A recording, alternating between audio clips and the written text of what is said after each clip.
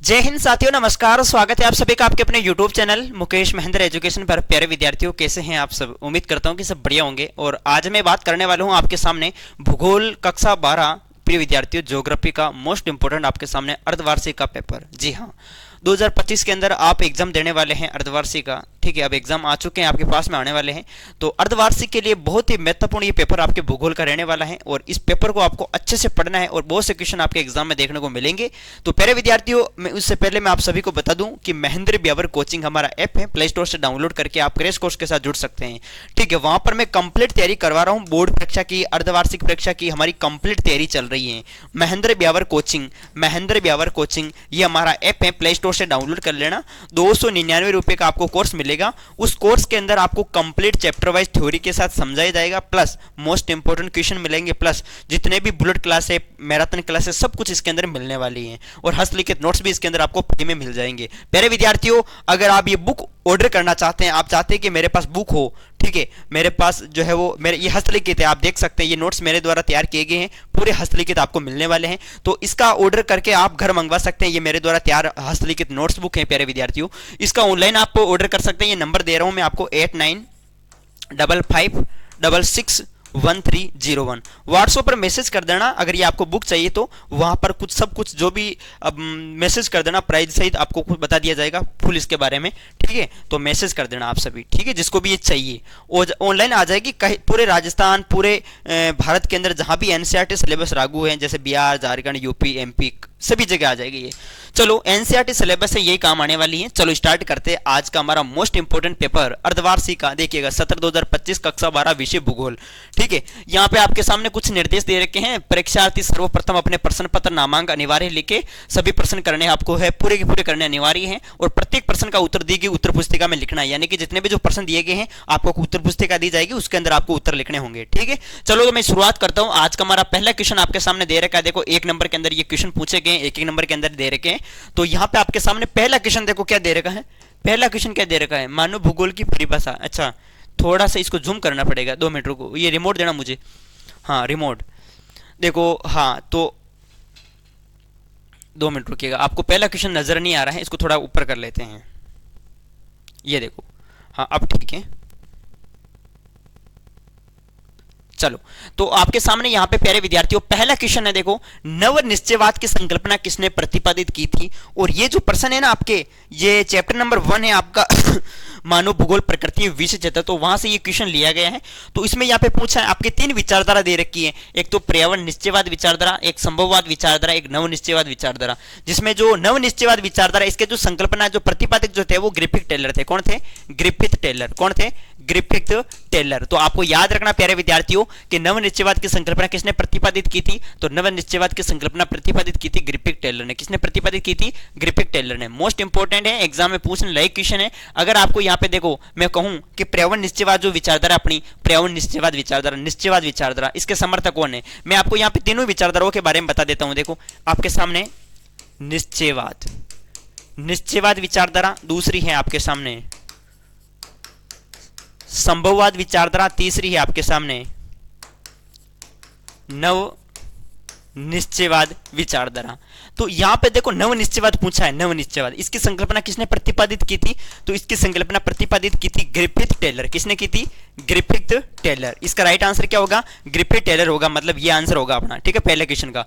संभववाद, इसके जो समर्थक थे वो विडाल डिला ब्लास थे। Vidal de la Blache. अगर आपको संभववाद विचारधारा के समर्थक पूछे तो आप विडाल डिला ब्लास आंसर करके आइएगा। ठीक है, अगर संभववाद दे रखा होता तो आंसर ये करते विडाल डिला ब्लास। निश्चयवाद, इसके समर्थक कौन है? इसके समर्थक है रेटजेल, रिटर, हेम्बोल्ट, ये प्रमुख हैं। ठीक है, तो यानी कि पहले क्वेश्चन के तहत मैंने आपको बता दिया कि और किस प्रकार से क्वेश्चन आपके एग्जाम में पूछा जा सकता है। चलो हम आगे बात करते हैं। अगला क्वेश्चन आपके सामने है दूसरा, मानव भूगोल को परिभाषित कीजिए। यानी कि मानव भूगोल किसे कहते हैं? तो प्यारे विद्यार्थियों, मानव भूगोल, मैंने क्या कहा था कि मानव और प्रकृति के बीच का आपस में जो रिलेशन है, मानव व प्रकृति के बीच संबंध, मानव व प्रकृति के बीच बीच के संबंधों का अध्ययन करना क्या कहलाता है? मानव भूगोल कहलाता है। सीधी सी परिभाषा है। अब अलग अलग भूगोलवेत्ताओं की परिभाषा भी पूछी जा सकती है कि रेडजल के अनुसार मानव भूगोल की परिभाषा क्या है, विडाल डिलाप्लास के अनुसार मानव भूगोल की परिभाषा क्या है। ठीक है, इस प्रकार से आपके एग्जाम में परिभाषाओं को लेकर प्रश्न पूछा जा सकता है। तो प्यारे विद्यार्थियों, यहाँ पे मानव भूगोल की परिभाषा पूछी है तो मानव भूगोल किसे कहते हैं? मानव और प्रकृति के बीच के संबंधों का अध्ययन करना मानव भूगोल कहलाता है। इसके अलावा तीसरा क्वेश्चन है हमारे सामने, आर्थिक क्रिया से क्या अभिप्राय है? मोस्ट इंपोर्टेंट क्वेश्चन, आप पूछने लायक क्वेश्चन है। आर्थिक क्रिया से क्या अभिप्राय है, क्या तात्पर्य, क्या समझते हैं आप सभी? मोस्ट इंपोर्टेंट क्वेश्चन है, पूछने लायक क्वेश्चन है प्यारे विद्यार्थियों। आर्थिक क्रिया मनुष्य की वे सभी क्रियाएं जिसमें हमें धन की प्राप्ति होती है। किसकी प्राप्ति होती है? धन की प्राप्ति होती है, पैसों की प्राप्ति होती है, रुपयों की प्राप्ति होती है। ऐसी क्रिया को हम कहते हैं आर्थिक क्रिया।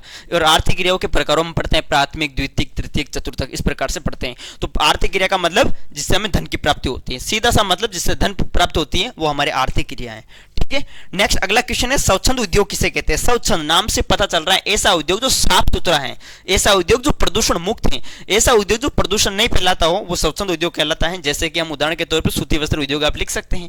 ठीक है, फिर अगला आपके सामने है, फुटकर व्यापार किसे कहते हैं? प्यारे विद्यार्थियों देखो, दो प्रकार के व्यापार है। व्यापार का मतलब क्या होता है पहले तो ये बताओ। व्यापार का मतलब होता है प्रिय विद्यार्थियों क्रय विक्रय। क्या होता है? क्रय विक्रय। क्रय विक्रय मतलब होता है वस्तुओं का आपस में लेन देन। ठीक है, वस्तुओं का आपस में लेन देन, वस्तुओं का आपस में क्रय विक्रय, वस्तुओं का आपस में आयात निर्यात, ये होता है व्यापार। अब यहां पर मैंने लिखा फुटकर व्यापार, यानी कि दो प्रकार के व्यापार आपको देखने को मिलेंगे। एक तो होता है थोक व्यापार। कौन सा व्यापार होता है? थोक व्यापार। और एक होता है आपके सामने फुटकर व्यापार, जो कि अभी हमें पूछा है फुटकर व्यापार। देखो, थोक व्यापार यहां से जो है भारी मात्रा के अंदर जो है वस्तुओं का यहां पर निर्माण होता है और इनके पास जो है वो बहुत सारे मतलब प्रोडक्ट जो यही से बनता है थोक व्यापार। ठीक है, यही बनाते हैं। तो इनके पास जो है यानी भंडारण होता है जो भी वस्तुओं का होता है। अब फुटकर व्यापार क्या है? फुटकर व्यापार वाले क्या करते हैं? थोक व्यापार वालों से जो है वो सामानों को लेते हैं, उधार भी ले लेते हैं, उधार भी दे देते हैं ये थोक व्यापार वाले। ठीक है, ये फुटकर व्यापार वाले थोक व्यापार से जो है सामानों को लेकर जो है वो लेके आ जाते हैं और अपनी दुकानों के अंदर रख देते हैं। जैसे कि रेडी वाले हो गए, फेरी वाले हो गए, दुकान वाले हो गए, ये फुटकर व्यापार वाले के फुटकर व्यापार के उदाहरण है। तो फुटकर व्यापार में आप लिख सकते हैं कि इसमें क्या होता है? फुटकर व्यापार, इस व्यापार में जो होता है, जो कस्टमर होता है, जो ग्राहक होता है, वो वस्तु को क्या करता है? प्रत्यक्ष रूप से खरीदता है। किस रूप से? प्रत्यक्ष रूप से खरीदता है। तो इस प्रकार के व्यापार को हम कहते हैं फुटकर व्यापार। उदाहरण रेडी वाले, फेरी वाले, दुकान वाले आप कर सकते हो। ठीक है, तो दोनों प्रकार के व्यापार को हमने यहाँ पे देखा। नेक्स्ट अगला क्वेश्चन है आपके सामने, परिवहन से क्या अभिप्राय है? थोड़ा सा प्यारे विद्यार्थियों तुम बताओ परिवहन से क्या अभिप्राय है? हो रही है, बताइएगा। परिवहन से क्या अभिप्राय है? परिवहन का मतलब क्या होता है? परिवहन का मतलब होता है प्रिय विद्यार्थियों परिवहन, यानी कि आप लिख सकते हैं कि वस्तुओं एवं सेवाओं को, वस्तु एवं यात्रियों को एक स्थान से दूसरे स्थान तक ले जाना। आप सीधी सी परिभाषा लिखना, वस्तु एवं यात्रियों को एक स्थान से दूसरे स्थान तक ले जाने की जो प्रक्रिया है वो परिवहन कहलाती है। ठीक है, बिल्कुल इजी सा प्रश्न है। फिर अगला है सन्नगर से आप क्या समझते हैं? देखो, मैं यहाँ पे एक प्रश्न मैं बनाता हूँ 1915 के अंदर, याद रखना। सन्नगर जो है, सन्नगर इस शब्द का प्रयोग कब हुआ? सन्नगर शब्द का प्रयोग 1915 के अंदर हुआ था। किसने किया था? ये किया था पैट्रिक गिडिज। पैट्रिक गिडिज ने जो है वो सन्नगर शब्द का सर्वप्रथम प्रयोग किया था 1915 के अंदर।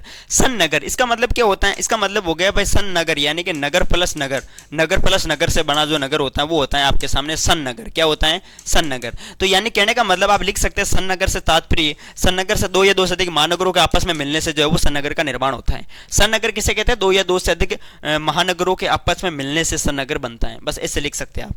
अगला है मिलियन सिटी किसे कहते हैं? प्यारे विद्यार्थियों, मिलियन सिटी, सिटी मतलब एक तरीके से शहर।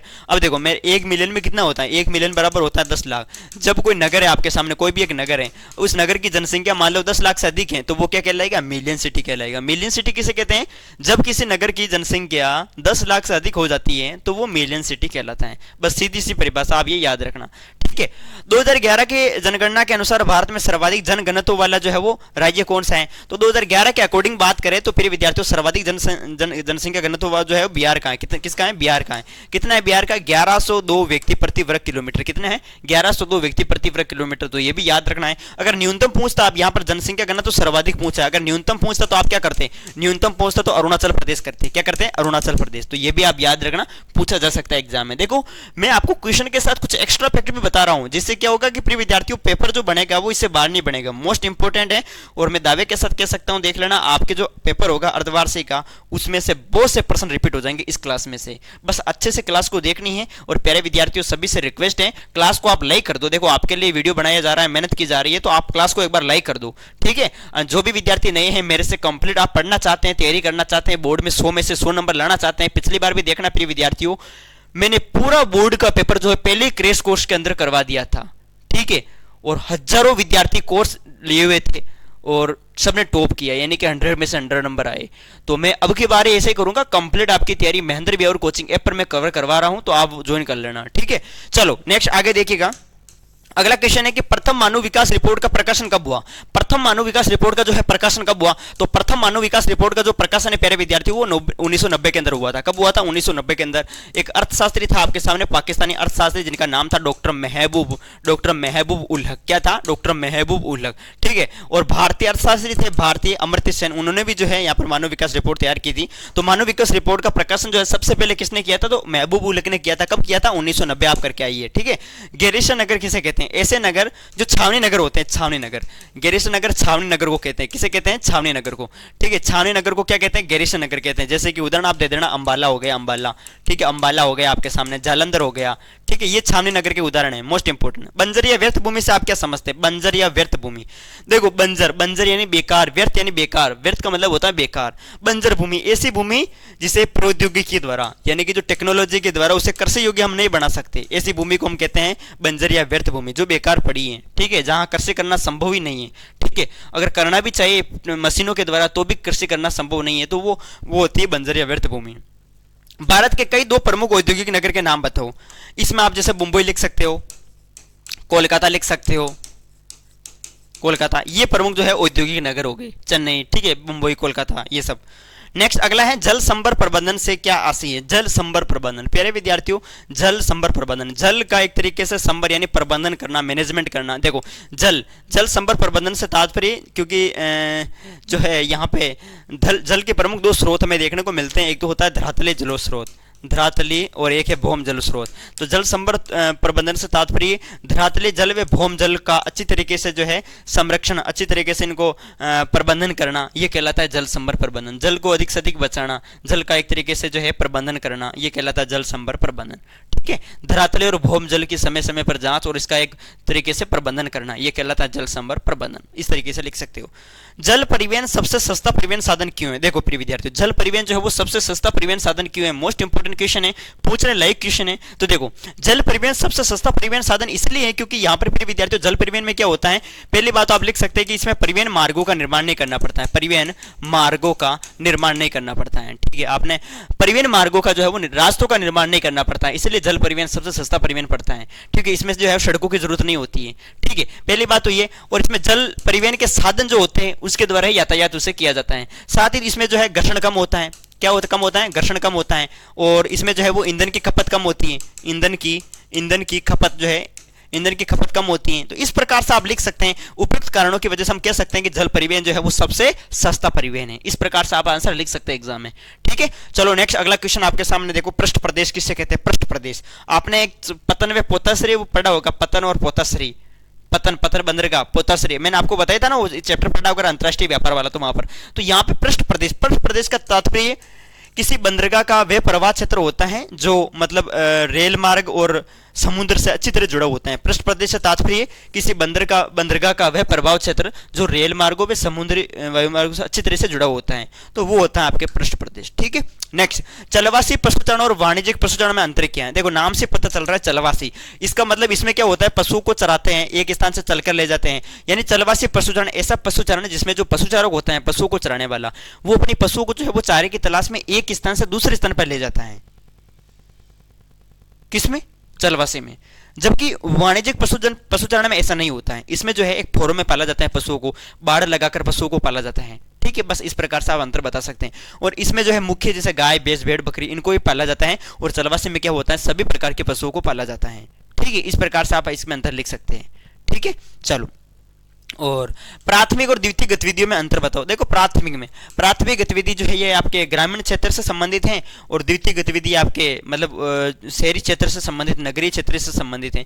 प्राथमिक क्रियाओं में जैसे कृषि करना, पशुपालन करना, गांव के लोग क्या क्या करते हैं, कृषि करते हैं, खेती करते हैं, पशुओं को पालते हैं, मछली पकड़ना, इस प्रकार से बेसिक जो खनन वगैरह है ये काम करते हैं। द्वितीय क्रिया में ये सब सेवा सेक्टर से जुड़े होते हैं, ठीक है। तो इस प्रकार से आप इसमें अंतर बता सकते हैं। और प्राथमिक जो क्रिया होती है उसके अंदर आप ये भी बता सकते हैं कि प्राथमिक यानी गांवों के अंदर जो है वो यहाँ पर शिक्षा स्वास्थ्य सेवाओं की कमी होती है और यहाँ पर अच्छी सेवाएं होती हैं, ठीक है। इस प्रकार से आप लिख सकते हैं। फिर अगला क्वेश्चन है, प्रवास के 2 प्रमुख आर्थिक परिणाम बताइए।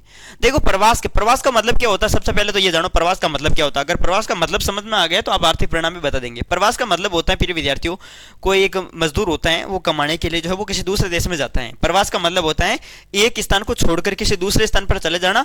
अब हम क्यों जा रहे हैं, देखो प्रवास आपके स्थायी भी हो सकता है, ये जरूरी नहीं कि अस्थायी हो। प्रवास आपके स्थायी भी हो सकता है, प्रवास आपके अस्थायी भी हो सकता है, प्रवास आपके मौसमी भी हो सकता है। कहने का मतलब ये है प्रिय विद्यार्थियों, जैसे हम यहाँ इस स्थान को, जैसे मैं प्रेजेंट में ब्यावर में रहता हूँ तो मैं ब्यावर को छोड़ के किसी दूसरे स्थान पर चला गया, मान लो मैं जयपुर चला गया, ट्रांसफर हो जाए, ठीक है। तो ब्यावर से जयपुर चला गया मैं, ठीक है, ब्यावर से जयपुर चला गया, तो ये मैंने प्रवास किया। कौन सा प्रवास किया मैंने, ये प्रवास मैंने किया आपके लिए अस्थायी, ठीक है, स्थायी यानी कुछ दिन जयपुर रहूंगा फिर वापस ट्रांसफर होकर मैं किसी दूसरे जिले के अंदर भेज देंगे। तो इस प्रकार से तो प्रवास का मतलब होता है एक स्थान से दूसरे स्थान से चले जाना, एक स्थान को छोड़कर किसी दूसरे स्थान पर चले जाना, मतलब उद्गम स्थान से गंतव्य स्थान तक पहुंचना, ये जो है ना ये प्रवास होता है। प्रवास का मतलब एक स्थान को छोड़कर किसी दूसरे स्थान पर जाना। अब दूसरे स्थान पर क्यों जा रहे हैं, बहुत से देखो गांव से लोग जो है वो शहरों की ओर जाते हैं, गांव से लोग जैसे यहाँ से बहुत सारे लोग कमाने के लिए बाहर जाते हैं, तो वो प्रवास ही कर रहे हैं। तो प्रवास का यहाँ पर आर्थिक परिणाम देखो, 2 आर्थिक परिणाम इसमें ये बता सकते हैं कि जो प्रवासी होता है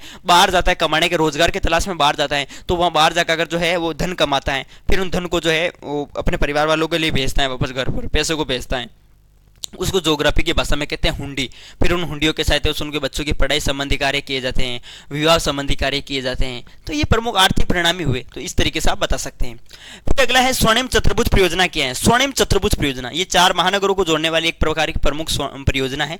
ये दिल्ली, मुंबई, चेन्नई, कोलकाता इनको जोड़ती है, ठीक है, 4 नगरों को जोड़ती है, दिल्ली, चेन्नई, मुंबई और कोलकाता, ठीक है। तो ये 4 महानगरों को जोड़ने वाली एक प्रकार की जो है परियोजना है।